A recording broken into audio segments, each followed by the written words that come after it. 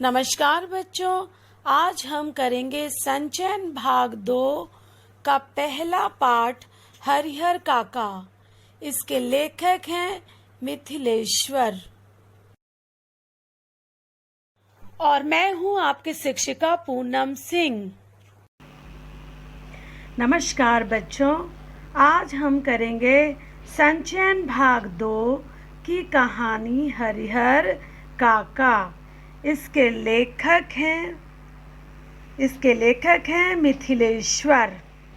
हरिहर काका के यहाँ से मैं अभी लौटा हूँ। कल भी उनके यहाँ गया था, लेकिन ना तो वह कल ही कुछ कह सके और न आज ही। दोनों दिन उनके पास मैं देर तक बैठा रहा, लेकिन उन्होंने कोई बातचीत नहीं की।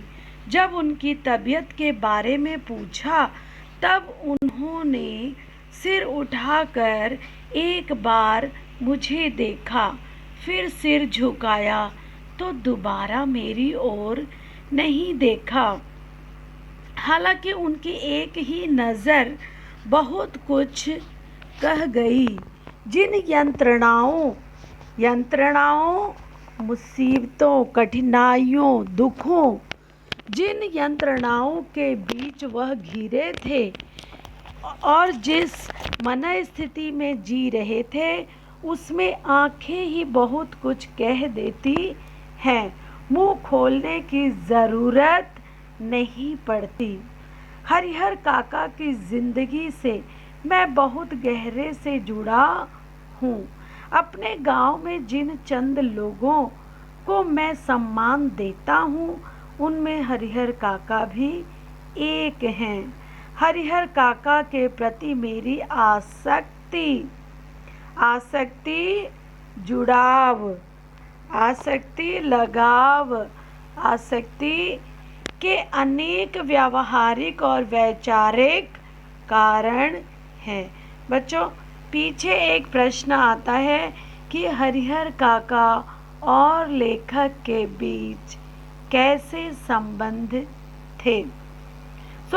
यहाँ पर आप ये डाल सकते हैं पॉइंट कि हरिहर काका और लेखक के अनेक व्यावहारिक और वैचारिक कारण थे एक दूसरे के आसक्ति के प्रति। उनमें प्रमुख कारण 2 है। एक तो यह कि हरिहर काका मेरे पड़ोस में रहते हैं, और दूसरा कारण यह है कि मेरी माँ बताती है हरिहर काका बचपन में मुझे बहुत दुलार करते थे। अपने कंधे पर बैठाकर घुमाया करते थे। एक पिता अपने बच्चे को जितना प्यार करता है, उससे कहीं ज़्यादा प्यार हरिहर काका मुझे करते थे।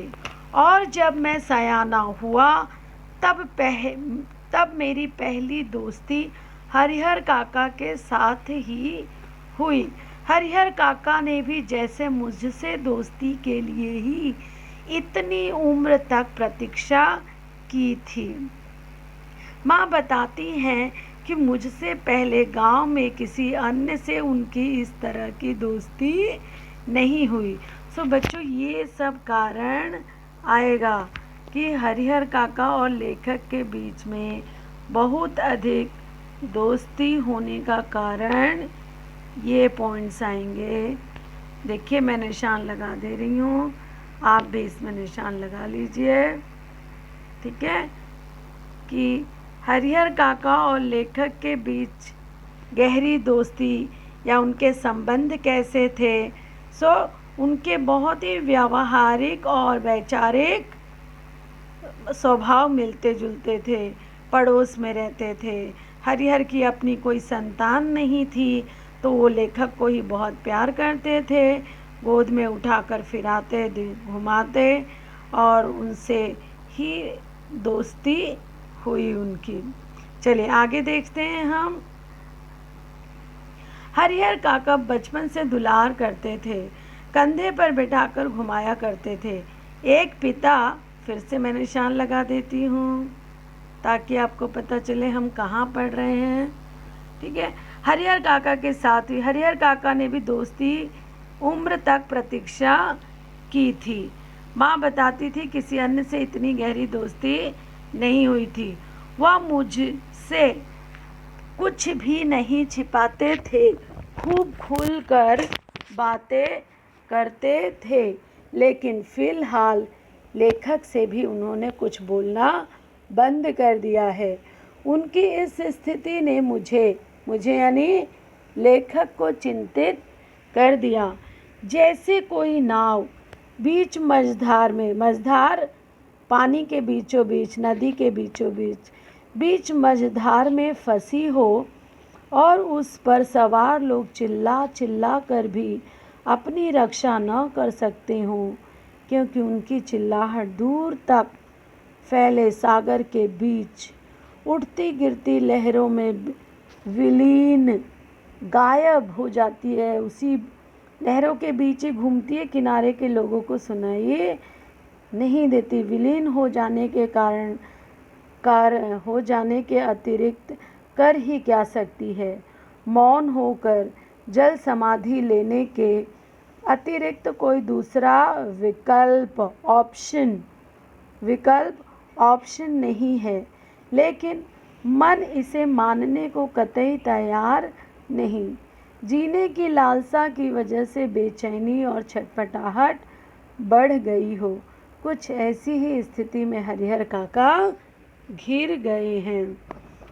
बच्चों, मैं चाहती हूँ कि पहले आप नोटबुक निकाल लें। नोटबुक निकालने के बाद में देखिए, पाठ का नाम डालिए, आज की डेट डालिए, ठीक है। और हर शुक्रवार के दिन हम संचयन ही करवाएंगे जब तक कि पोर्शन ख़त्म नहीं होगा। सो आप पूरी तैयारी कर लें कि हर शुक्रवार के दिन आपको संचयन भाग 2 की पढ़ाई करनी है। सो नोटबुक निकालिए, कठिन शब्दों के अर्थ लिखते जाइए, ठीक है।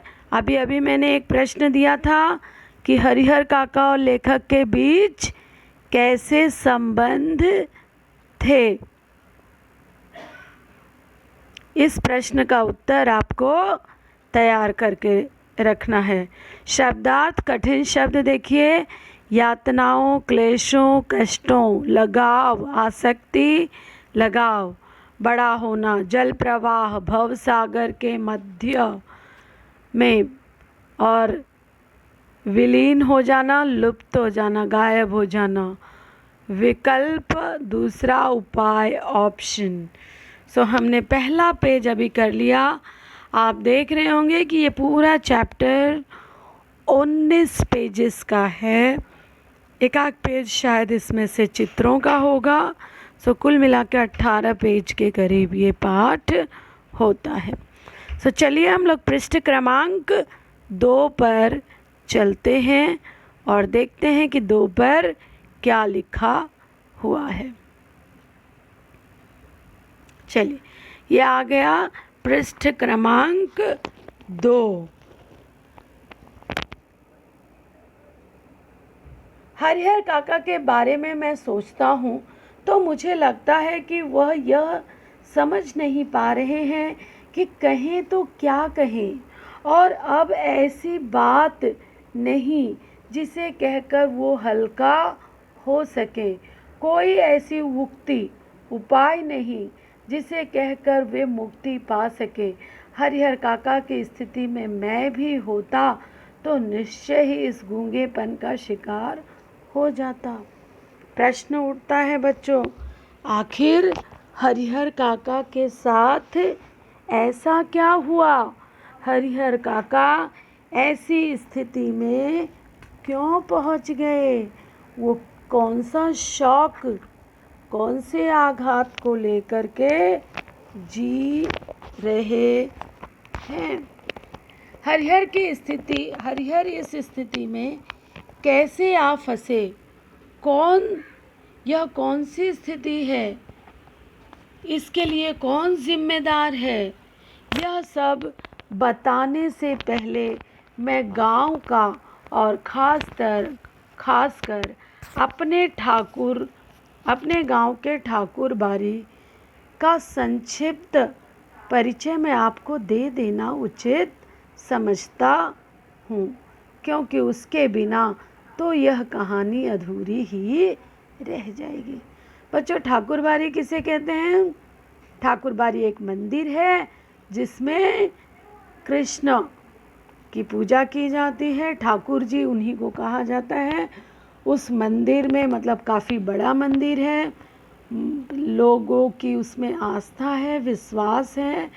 सो चलिए, किस तरह से ठाकुर बारी हरिहर काका के जीवन के दुख का एक कारण भी है, और ठाकुर बारी के बारे में बताना क्यों ज़रूरी है। मेरा गांव कस्बाई शहर आरा से 40 किलोमीटर की दूरी पर है। कस्बाई यानी कस्बा मतलब टाउन, स्मॉल टाउन। इसे आप अंग्रेजी में भी लिख सकते हैं, टाउन, TOWN, छोटा शहर। कस्बाई शहर आरा से 40 किलोमीटर की दूरी पर है, हसन बाज़ार बस स्टैंड के पास। गांव की कुल आबादी 2,500-3 हज़ार होगी। गांव में 3 प्रमुख स्थान हैं। गांव के पश्चिम किनारे का बड़ा सा तालाब, गांव के मध्य स्थित बरगद का पुराना वृक्ष, और गांव के पूरब में ठाकुर जी का विशाल मंदिर, जिसे गांव के लोग ठाकुर बारी कहते हैं। बच्चों, यहाँ पे मैं एक ग्रामर की चीज़ पर निशान लगवाना चाहती हूँ।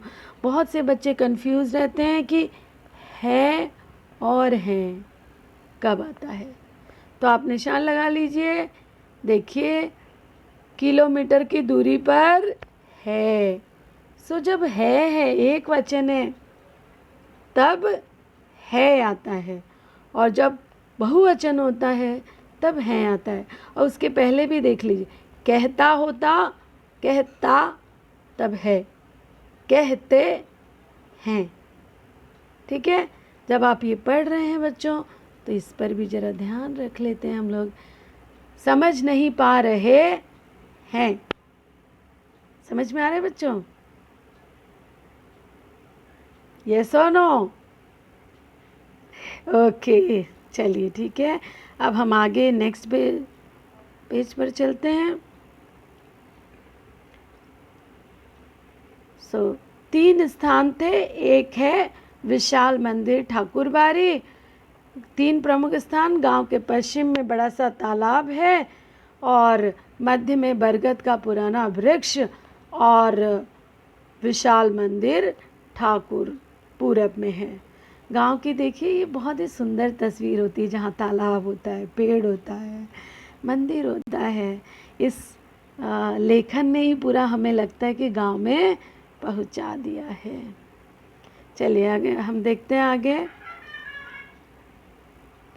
ठाकुर बारी, गांव में इस ठाकुर बारी की स्थापना कब हुई, इसकी ठीक जानकारी किसी को भी नहीं है। इस संबंध में गांव में जो कहानी प्रचलित है वह यह कि वर्षों पहले जब यह गांव पूरी तरह बसा भी नहीं था, कहीं से एक संत आकर इस स्थान पर झोपड़ी बनाकर रहने लगे। वह सुबह शाम यहाँ ठाकुर जी की पूजा करते थे, लोगों से मांगकर खाना खा लेते थे और पूजा पाठ की भावना जागृत करते थे। सो देखिए, मंदिर की स्थापना कैसे हुई। बहुत ही सादे ढंग से कोई सन्यासी आया और उसने मंदिर लगा दी, और उसने भक्ति भावना की शुरुआत की। लेकिन देखिए, भक्ति भावना कैसे कैसे धीरे धीरे चलकर प्रदूषण का रूप ले लेती है। बाद में गांव के लोगों ने चंदा करके यहाँ ठाकुर जी का एक छोटा सा मंदिर बनवा दिया। फिर जैसे जैसे गांव बसता गया और आबादी बढ़ती गई, मंदिर के कलेवर रूप रंग आकार में भी विस्तार होता गया।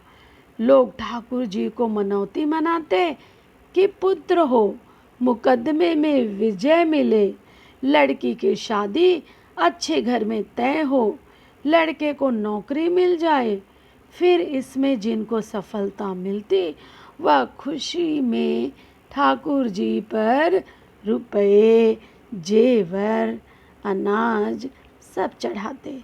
अधिक खुशी होती तो ठाकुर जी के नाम अपने खेत का एक छोटा सा हिस्सा भी लिख देते। यह परंपरा आज तक जारी है। बच्चों, क्या आपको पता है कि बहुत से लोग सिद्धि विनायक को, तिरुपति जी को, हमारे देश में जितने भी प्रसिद्ध मंदिर हैं उनको भी अपने बिजनेस व्यापार का एक हिस्सेदार बनाकर उनका जो उनके हिस्से की जो कमाई होती है, जो व्यापार में मुनाफा होता है, वो उसे मंदिरों में दान करा देते हैं। क्या आपको पता है इस बात की? हाँ, बहुत से लोग क्या करते हैं, बहुत ही आस्थावान होते हैं, उनकी आस्था मजबूत होती है, श्रद्धा बहुत अधिक अगर उनमें होती है तो वो जैसे गणपति जी को या किसी को अपने बिजनेस व्यापार का एक पार्टनर मान लेते हैं और फिर उनका जो हिस्सा आता है उसे मंदिरों में दान कर देते हैं। सो देखिए मंदिरों की आय कितनी बढ़ती जाती है। और आज मुझे थोड़ा सा ये कहते हुए अच्छा तो नहीं लग रहा है कि इस कोरोना काल में सबसे पहले बंद है तो मंदिर, मस्जिद, गिरजाघर के दरवाजे ही बंद है। जहाँ उन लोगों को आना चाहिए था, लोगों को अनाज, पानी, राशन इत्यादि का बंदोबस्त करने के लिए, लोगों के दुख दर्द को दूर करने के लिए, वहाँ मंदिर पहले ही बंद है। एक बंद होना तो अच्छा है कि भाई चलो लोग इकट्ठा नहीं होंगे, भीड़ भाड़ नहीं होगी तो कोरोना से बचे रहेंगे, लेकिन मदद के लिए हाथ तो बढ़ा ही सकते थे मठाधीश। ये सुनो, ठीक, चलिए आगे चलते हैं। सो देखिए, लोग खूब दान दक्षिणा कर देते थे। उनकी कोई भी मनौती पूरी होती तो वो सीधे ठाकुर जी के यहाँ चढ़ावा चढ़ा देते। अधिकांश लोगों को विश्वास है कि उन्हें अच्छी फसल होती है तो ठाकुर जी की कृपा से मुकदमे में उनकी जीत हुई तो ठाकुर जी के चलते लड़की की शादी इसलिए जल्दी तय हो गई क्योंकि ठाकुर जी को मनौती मनाई गई थी। लोगों के इस विश्वास का ही यह परिणाम है कि गांव की अन्य चीज़ों की तुलना में ठाकुरबाड़ी का विकास 1000 गुना अधिक हुआ। अब तो यह गांव ठाकुरबाड़ी से ही पहचाना जाता है। यह ठाकुरबाड़ी न सिर्फ मेरे गांव की एक बड़ी और विशाल ठाकुरबाड़ी है बल्कि पूरे इलाके में इसकी जोड़ की दूसरी ठाकुरबाड़ी नहीं है। ठाकुरबाड़ी के नाम पर 20 बीघे खेत हैं। धार्मिक लोगों की एक समिति है जो ठाकुरबाड़ी की देख रेख और संचालन के लिए प्रत्येक 3 साल पर एक महंत और एक पुजारी की नियुक्ति करती है। नियुक्ति को अंग्रेजी में क्या कहेंगे बच्चों? अपॉइंटमेंट। सो उनकी अपॉइंटमेंट की जाती है, महंत की और पुजारी की, और इसके बहुत सारे समिति हैं। बच्चों मैं चाहती हूँ कि दूसरा प्रश्न लिख लीजिए। पहला प्रश्न क्या था आपको पता है? लेखक और हरिहर काका के बीच कैसे संबंध थे? ठीक है, मैं यहीं पे एक थोड़ा सा डाल देती हूँ। लेखक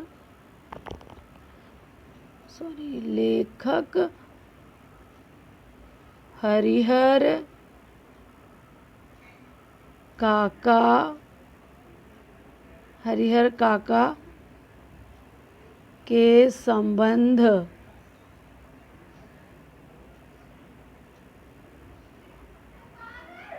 संबंध संबंध कैसे कैसे थे। ओके, ये एक क्वेश्चन हुआ।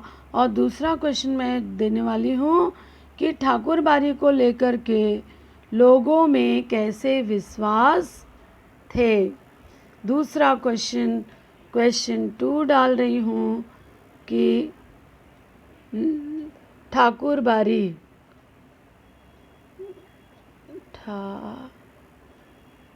ठाकुर बारी को लेकर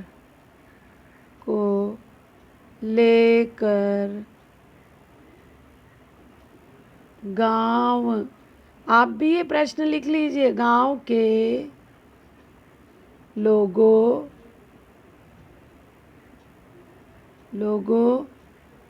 की क्या धारणा थी। Okay, question mark. ठाकुर बारी को लेकर गांव के लोगों की क्या धारणा थी। ठीक है, ये क्वेश्चन नोट डाउन कर लीजिए। 2 क्वेश्चन हो गया आपका अब तक के यहाँ के पठन पाठन का। चलिए आगे चलते हैं हम। ठाकुर बारी का काम लोगों के अंदर ठाकुर जी के प्रति भक्ति भावना पैदा करना और धर्म से विमुख हो रहे लोगों को रास्ते पर लाना है। ठाकुर बारी में भजन कीर्तन की आवाज़ बराबर गूंजती रहती है। गांव जब भी बाढ़ या सूखे के चपेट में आता, ठाकुर बारी के अहाते में तंबू लग जाता है। लोग और ठाकुर बारी के साधु संत अखंड हर कीर्तन, अखंड मतलब एक के बाद एक शुरू ही रहता है और हर कीर्तन बंद नहीं होता, शुरू कर देते हैं। इसके अतिरिक्त गांव में किसी भी पर्व त्योहार की शुरुआत ठाकुर बारी से ही होती है। होली में सबसे पहले गुलाल ठाकुर जी को ही चढ़ाया जाता है। दिवाली का पहला दीप ठाकुर बारी में ही जलता है। जन्म, शादी और जनेऊ के अवसर पर अन्न वस्त्र की पहली भेंट ठाकुर जी के नाम की जाती है। ठाकुर बारी के ब्राह्मण साधु व्रत कथाओं के दिन घर घर घूमकर कथा वाचन करते हैं। लोगों के खलिहान में जब फसल की दमनी होती है, दमनी मतलब बच्चों जब वो भूसे में से, घास में से अनाज निकाला जाता है ना, थ्रेशिंग का काम किया जाता है, दैट इज़ कॉल्ड थ्रेशिंग। होकर अनाज की ढेरी तैयार हो जाती है, तब ठाकुर जी के नाम अगौम मतलब पहला अन्न, पूरे अनाज में से पहला अन्न निकाल करके ठाकुर जी को चढ़ा दिया जाता है। लोग अंगऊ निकाल कर ही लोग अपने घर अनाज ले जाते हैं। जैसे देखो बच्चों, कुछ घरों में खाना बनाने के बाद सबसे पहले भोग किसे लगाया जाता है? भगवान जी को। ठीक है, सबसे पहले खाना चढ़ा दिया जाता है भगवान को। हम प्रसाद वगैरह भी सबसे पहले क्या करते हैं? भगवान को निकाल करके पहले चढ़ाकर तब बाद में सबको देते हैं। इस तरह से लोगों में बहुत ही आस्था थी, विश्वास था कि सब कुछ अच्छा होता है तो ठाकुर बारी की वजह से। और इस तरीके से ठाकुर बारी का पैसा जो टर्नओवर था, वो टर्नओवर भी बहुत बढ़ता जा रहा था। चलिए हम लोग पेज नंबर 3 पर हैं। ठाकुर बारी के साथ अधिकांश लोगों का संबंध बहुत ही घनिष्ठ, बहुत जुड़ाव, घनिष्ठ, गहरा तब मन और तन दोनों स्तर पर कृषि कार्य से बचा हुआ समय वे ठाकुर बारी में ही बिताते। लोग ठाकुर बारी में साधु संतों का प्रवचन सुन और ठाकुर जी का दर्शन कर वे अपना जीवन सार्थक मानने लगते हैं।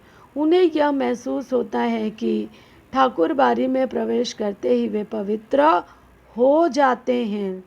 आप देखिए जहाँ पर भी है लगा है वहाँ पर जाते हैं, लगते हैं, ठीक है। और यदि ता होता है तो है आता है। समझ में आया? जाते हैं। सो एक वचन और बहुवचन की वजह से हैं और है का अंतर आपको पता चल गया होगा। परिस्थितिवश इधर हरिहर काका ने ठाकुरबाड़ी में जाना बंद कर दिया है। पहले वह अक्सर ही ठाकुरबाड़ी में जाते थे। मन बहलाने के लिए कभी कभी मैं भी ठाकुरबाड़ी में जाता हूँ, लेकिन वहाँ के साधु संत मुझे फूटी आँखों नहीं सुहाते। अब तक हमने क्या पढ़ा था कि लोग प्रसन्न होते हैं, लेकिन हमारे लेखक की धारणा अलग है। सो मुझे फूटी आँखों नहीं सुहाते हैं, काम धाम करने पर उनकी कोई रुचि नहीं है। ठाकुर जी को भोग लगाने के नाम पर वे दोनों टाइम हलवा पूड़ी खाते हैं, आराम से पड़े रहते हैं। उन्हें अगर कुछ आता है तो सिर्फ बात बनाना आता है। सो देखिए लेखक जागरूक है। लेखक कैसा है? जागरूक है। वह अंध श्रद्धावान नहीं है। अंध श्रद्धालु नहीं है लेखक। सो इसलिए उसे ठाकुरबाड़ी के साधु संत नहीं सुहाते। वो धर्म के नाम पर हो रहे प्रदूषण को, धर्म के नाम पर हो रहे छलावा को अच्छी तरह से जानता है। चलिए आज का पाठ हम यहीं तक ख़त्म करते हैं। अगली बार मैं शुरू करूँगी इस कहानी से कि हरिहर काका के 4 भाई हैं। सो आप लोग भी नोट डाउन कर लीजिए। हम कहाँ पर हैं? हम हैं पेज नंबर 3 पर। ठीक है बच्चों, हम पेज नंबर 3 पर हैं और अगली बार जो हम शुरू करेंगे वो हम शुरू करेंगे कि हरिहर काका 4 भाई हैं। चलिए नमस्कार।